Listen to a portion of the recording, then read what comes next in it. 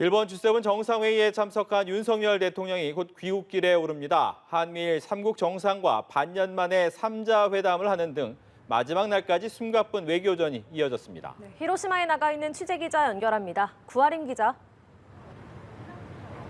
네, 히로시마에 나와 있습니다. G7 정상회의를 계기로 성사된 한미일 3국 정상회담은 오늘 오후 1시 43분쯤 시작됐습니다. 지난해 11월 캄보디아 프놈펜에 이어 반년 만인데요. 시간으로 보면 약식 회동 수준이었지만 대통령실 측은 미리 의제가 조율됐던 만큼 회담 성격으로 봐도 무방하다고 했습니다. 이번 만남에선 북핵 대응과 공급망 협력 등이 다뤄졌을 것으로 보입니다. 반년 전 프놈펜 성명에 포함됐던 북한 미사일 경보 정보 공유와 관련해 진전된 논의가 있었을지 주목됩니다. 아직까지 우리 정부에서 회담 결과에 대한 공식적인 발표는 없는데요. 외신에 따르면 미 고위 당국자는 바이든 대통령이 한미일 3자 회담을 위해 윤 대통령과 기시다 총리를 미국 워싱턴으로 초청했다고 밝혔습니다. 백악관은 회담 결과 자료를 내고 바이든 대통령이 한일 정상의 관계 개선을 위한 용기 있는 노력에 찬사를 보냈다고 밝혔습니다.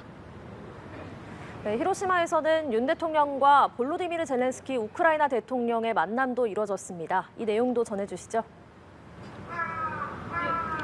네, 윤 대통령은 히로시마에서의 마지막 일정으로 우크라이나 젤렌스키 대통령과 정상회담을 방금 전 했습니다.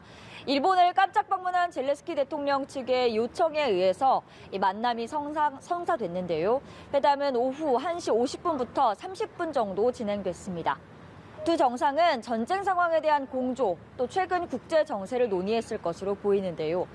젤렌스키 대통령은 회담 후 윤 대통령에게 지뢰 제거 및 보호 장비 제공에 대한 한국의 인도적 비살상 지원에 감사하다는 글을 SNS에 올렸습니다. 최대 관심은 젤렌스키 대통령이 무기 지원을 요청했을지 여부인데요.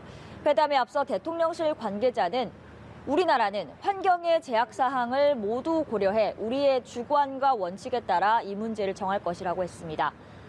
히로시마에서 모든 일정 마친 윤 대통령 이제 곧 귀국길에 오릅니다. 귀국한 뒤에도 외교 일정 촘촘하게 잡혀 있는데요. 당장 오늘 저녁에는 독일 총리와 용산 대통령실에서 정상회담을 하고 내일은 EU 집행부와 회담을 이어갈 예정입니다. 지금까지 히로시마에서 전해드렸습니다.